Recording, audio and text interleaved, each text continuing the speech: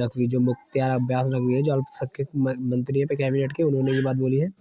और उसके बाद चलिए आगे बढ़ेंगे हम, जो इम्पोर्टेंट आर्टिकल है उसको कवर करेंगे। और उसमें बोला गया है कि हाई पावर टेक्नोलॉजी मिशन से मजबूत होगी पुलिसिंग, मोदी। गहन मंथन 56वें पुलिस अधिनियम सम्मेलन में आंतरिक सुरक्षा और पुलिस आधुनिकीकरण समेत कई मुद्दों पर हुई चर्चा। देश की पुलिस और हाईटेक होगी। राज्यों में आधुनिक तकनीक के जरिए बढ़ाए जा रहे हैं कदम को अब एक रूपता के साथ नई दिशा भी मिलेगी। प्रधानमंत्री नरेंद्र मोदी ने डीजीपी सम्मेलन में आंतरिक सुरक्षा, पुलिस आधुनिकीकरण और अन्य मुद्दों पर गहन मंथन के बाद इसकी परिकल्पना की है। पूरे देश की पुलिस के लिए एक जैसी तकनीक के प्रयोग पर बल देते हुए मोदी ने इसे अमली जामा पहनाने के लिए गृह मंत्री के नेतृत्व में high power police technology mission के गठन का निर्देश दिया है। कहा है कि इससे जमीनी स्तर पर पुलिसिंग का विकास होगा। साथ ही किधर गई लाइन वो, सन 2014 में लागू की गई स्मार्ट पुलिसिंग की नियमित समीक्षा का निर्देश दिया। कहा कि इसमें जहां तहां दिक्कत हो उसे बदला जाना चाहिए। पीएम ने कोरोना काल के पुलिस के व्यवहार में जनता के प्रति आए सकारात्मक बदलाव की भी प्रशंसा की। और उत्तर प्रदेश की राजनीति लखनऊ के गोमती नगर विस्तार स्थित पुलिस मुख्यालय में आयोजित 56वें पुलिस महानिदेशक और महानिरीक्षक सम्मेलन समापन समारोह में रविवार को पीएम ने कहा, कोरोना टीकाकरण के संचालन के लिए कोविन पोर्टल और सरकारी खरीदारी के लिए जेएम पोर्टल और लेन देन की सरल करने के लिए यूपीआई यूनिफाइड पेपर इंटरफेस, आधार कार्ड व ऐसी अन्य तकनीकों से लोगों के जीवन व विभिन्न विभागों के कामकाज को आसान किया है। उनमें पुलिस में नई तकनीक के साथ कदम आगे बढ़ाने के लिए प्रोत्साहित किया गया और इसी से रिलेटेड सारा आर्टिकल है। और इसमें जो भी घटनाएं होती है, प्रधानमंत्री रविवार सुबह करीब 9:20 पहले सुबह के समय की बात हो रही है। और हाँ, सुबह की बात हो रही है। उसके बाद पुलिस मुख्यालय पहुंचा और केंद्रीय गृह मंत्री अमित शाह और जो केंद्रीय सुरक्षा सलाहकार जो है अजीत डोभाल जी की मौजूदगी में अधिकारियों के प्रस्तुतिकरण देखे। राज्यों, केंद्र शासित प्रदेशों के डीजीपी, केंद्रीय सशस्त्र पुलिस बलों और केंद्रीय पुलिस संगठनों के प्रमुखों के साथ अलग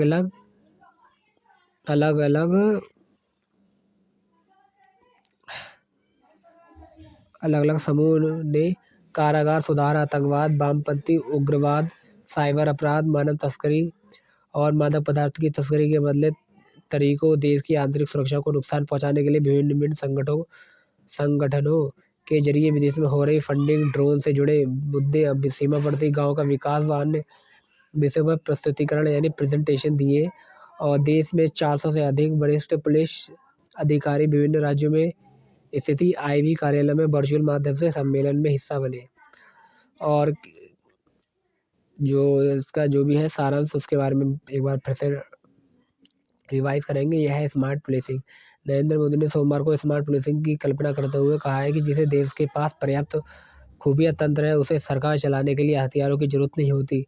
स्मार्ट का अर्थ बताते हुए कहा है कि एस से स्ट्रिक्ट व सेंसिटिव, एम से मॉडर्न व से मोबाइल, ए से अलर्ट व अकाउंटेबल, आर से रिलायबल व रिस्पॉन्सिव, टी से फॉर टेक्नोलॉजी व ट्रेंड है। 19 घंटे पुलिस मुख्यालय में रहे मोदी। यह पहला मौका था जब उत्तर प्रदेश में डीजीपी सम्मेलन हुआ। ऐसा भी पहली बार हुआ जब प्रधानमंत्री करीब 19 घंटे तक किसी पुलिस मुख्यालय में मौजूद रहे हो। मोदी शुक्रवार रात लखनऊ पहुंचे। शनिवार को यह करीब 12 घंटे और रविवार को 7 घंटे पुलिस मुख्यालय में रहे और देश की आंतरिक सुरक्षा के मुद्दे पर गहन मंथन किया और भविष्य में बेहतर और आधुनिक पुलिसिंग की राह खोजी। केंद्रीय गृह मंत्री अमित शाह ने शुक्रवार को 3 दिनी सम्मेलन का शुभारंभ किया था और वह तीनों दिन कार्यक्रम में मौजूद रहे। योगी और मोदी की जुगलबंदी। उत्तर प्रदेश के सीएम योगी आदित्यनाथ जी ने हम निकल चुके हैं प्रण करके, अपना तन मन अर्पण करके, जिद है एक सूर्य उगाना है, अंबर से ऊंचा जाना है, एक भारत नया बनाना है। कविता की पंक्तियों के साथ यह तस्वीर ट्विटर अकाउंट पर शेयर की। लखनऊ स्थित राजभवन के गलियारे में प्रधानमंत्री नरेंद्र मोदी उनके योगी के कंधे पर हाथ रखकर किसी मुद्दे पर विचार विमर्श करते नजर आ रहे थे। दोनों नेताओं के बीच खास तरह की जुगलबंदी भी दिखाई दे रही थी। और संपादक पेज से ऊपर जो है जागरण विशेष वो आर्टिकल देखते हैं। पद्मश्री करतार शोकले की विरासत सहेजेंगे युवा। धर्मशाला। पद्मश्री करतार सिंह शोकले की अनूठी कला की विरासत को अब युवा सहेजेंगे। राज्य के भाषा कला संस्कृति विभाग इसके लिए आगे आया। और संपादक की पेज में हम देखते हैं ध्वस्त हुए हैं देश के दुश्मन मंसूबे। प्रधानमंत्री नरेंद्र मोदी ने कृषि कानून की वापसी का जो फैसला किया वह सिख समुदाय के भले के लिए किया है। यही पंजाब और इससे भी अहम देश के हित में है। कैप्टन अमरिंदर सिंह जी का जी आलेख है। उसके बाद दूसरा आर्टिकल है इसी पेज पर। कृषि कानून की वापसी पर बुधवार को लग सकती है कैबिनेट की मोहर। अगला कदम जो है संसद के शीतकालीन सत्र पारित होते ही इन कानूनों की वापसी का विधेयक। संसद के कानून रद्द होने के बाद आंदोलन खत्म करेंगे प्रदर्शनकारी। और दूसरा आर्टिकल है गहलोत मंत्रिमंडल में व्यापक फेरबदल फिर भी नाराजगी।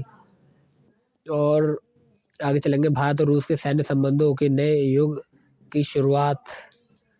प्रधानमंत्री नरेंद्र मोदी और रूस के राष्ट्रपति व्लादिमीर पुतिन के बीच अगले माह होने वाली शिखर बैठक सैन्य रिश्तों को भावी दिशा में देने वाले साबित होगी, क्योंकि अपनी रणनीतिक जरूरतों को देखते हुए भारत और रूस से कई तरह के नए सैन्य साजो सामान खरीदने की तैयारी कर रहा है। ज्ञात हो कि भारत ने अमेरिकी विरोध के बावजूद रूस के S-4 की खरीद की है। और उसके बाद आगे चलेंगे हम। टीकाकरण के लिए लकी ड्रॉ जैसे उपाय अपनाएगी सरकार। और PNB के सर्वर में सेंध उजागर होती पुलिस की जानकारी। और उसके बाद कुछ गैर जिम्मेदार देश तोड़ मड़ोड़ रहे हैं समुद्री कानून। राजनाथ सिंह जो हमारे रक्षा मंत्री राजनाथ सिंह है उन्होंने कहा है कि रविवार को चीन पर निशाना साधते हुए कहा है कि कुछ गैर जिम्मेदार देश अपने संकीर्ण पक्षपात पूर्ण हितों व आधिपत्य वाली प्रवृत्ति के लिए समुद्री कानून संयुक्त राष्ट्र कन्वेंशन की अनुचित व्याख्या कर रहे हैं और उन्हें तोड़ मरोड़ रहे हैं। इससे नियम आधारित समुद्री व्यवस्था की राह में बाधा पैदा होती है। और उसके बाद फिर हम आगे देखते हैं आगे क्या है। पर्सनल लॉ बोर्ड ने किया समान नागरिकता संहिता का विरोध। महिला सुरक्षा के लिए प्रभावी कानून बने। अधिवेशन में सरकार की मांग की गई कि महिला सुरक्षा के लिए प्रभावी कानून बनाकर उसके सख्ती से पालन कराएं। और दूसरा आर्टिकल है माफिया मुख्तार अंसारी की पत्नी की जमीन कुर्क कर ली गई है। और उसके बाद पेज नंबर 2 इस पर हम देखते हैं। थोड़ा पेज को और बड़ा करो उसको।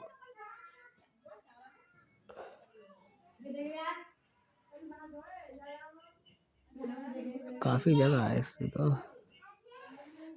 और जो पेज नंबर 2 है उस पर पहला आर्टिकल है प्रदूषण से जंग में दिल्ली ने झोंकी ताकत।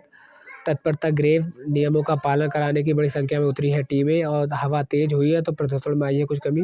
नोएडा एयरपोर्ट निर्माण को नगर विमानन महानिदेशालय ने दी है मंजूरी। और उसके बाद आगे बढ़ेंगे। शराब का ठेका बंद करवाने पर भाजपा विधायक पार्षद के खिलाफ केस दर्ज हो गया है। शादी का झांसा देकर किया था दुष्कर्म। Oh shit.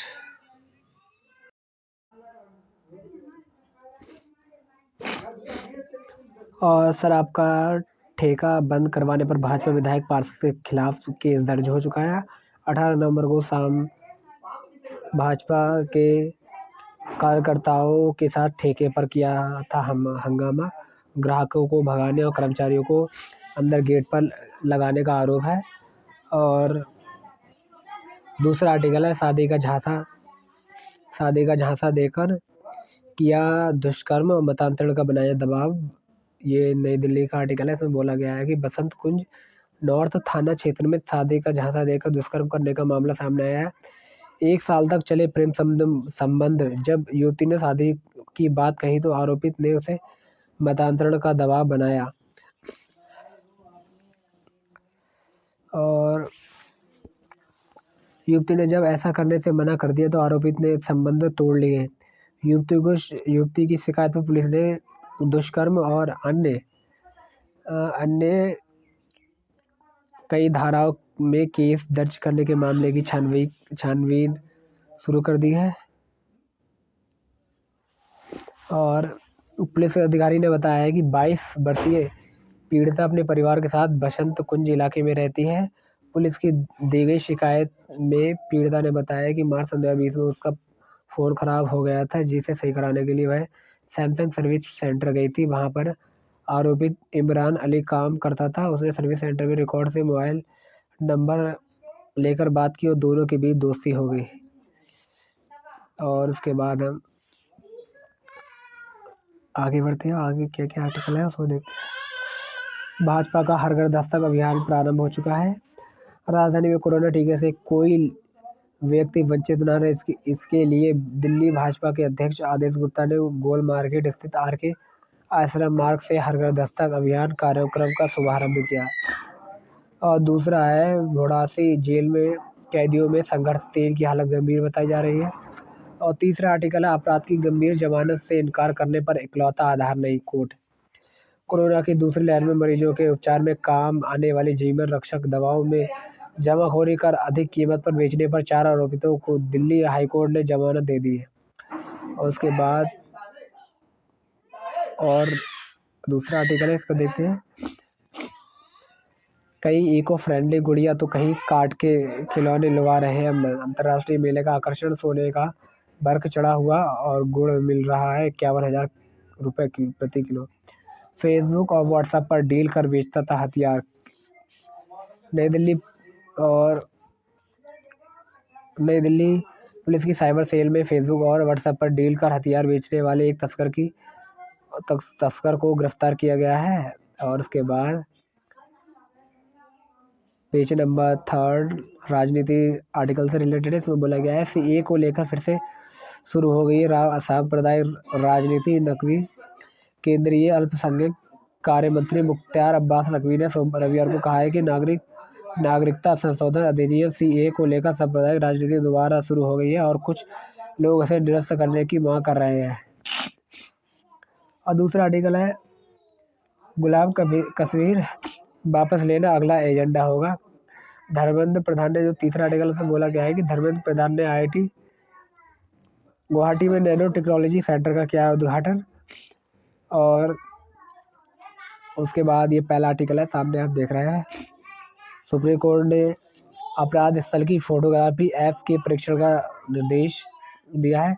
अपराध की जांच में तकनीक के इस्तेमाल के उद्देश्य से सुप्रीम कोर्ट ने अपराध स्थल की वीडियोग्राफी और फोटोग्राफी के लिए दिल्ली पुलिस द्वारा इस्तेमाल किए जा रहे मोबाइल ऐप का विशेषज्ञ द्वारा परीक्षण कराने का निर्देश दिया है।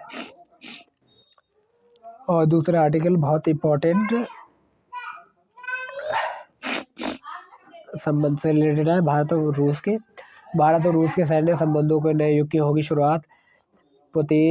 मोदी पुतिन की बैठक के साथ ही दोनों देशों के बीच 2+2 वार्ता की तैयारियां जोरों शोरों पर है।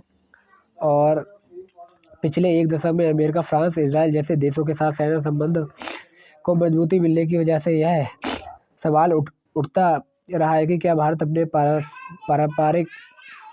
पारंपरिक सैन्य आपूर्तिकर्ता मित्र राष्ट्र रूस के साथ धीरे धीरे सैन्य खरीद घटा लेगा। वैसे भारत ने अमेरिका की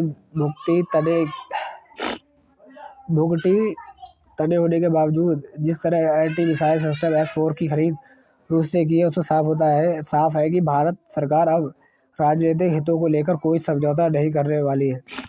इसके बावजूद जिन लोगों को कुछ संदेह है, उन्हें अगले महीने प्रधानमंत्री नरेंद्र मोदी और राष्ट्रपति व्लादिमीर पुतिन से जवाब मिल जाएगा। और हम निकल पड़े हैं प्रण करके, ये मोदी और योगी जी की बात थी, वो उससे रिलेटेड आर्टिकल है। उसके बाद आगे चलते हैं, क्योंकि कोई भी आर्टिकल पूरा अच्छे से विश्लेषण नहीं कर सकता, इसलिए जुकाम है और केवल हम हेडलाइन ही पढ़ेंगे। INS विशाखापट्टनम बढ़ाएगा नौसेना की क्षमता। मेघालय के CM ने युवाओं को दी सीखने की अपील। और तीसरा आर्टिकल है, SCB को जवाबदेह बनाया जाए, अफसरों को मिले सजा। कांग्रेस IB के कर्मियों को राष्ट्रपति पुलिस पदक प्रदान किए। और उसके बाद भारतीय भाषाओं के विकास के लिए सरकार ने बढ़ाया है कदम। पेज नंबर 4 राजनीति से रिलेटेड, आजाद समर्थक 9 और वरिष्ठ नेताओं ने दिया इस्तीफा। कांग्रेस में कलह, मीर के खिलाफ और तेज हुई बगावत। इस्तीफा देने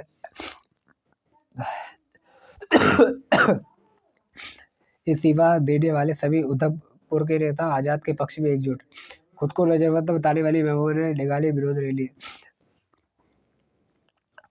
और उसके बाद विनोद तावड़े भाजपा के महासचिव वीडियो है खत्म करता हूँ आप सॉरी।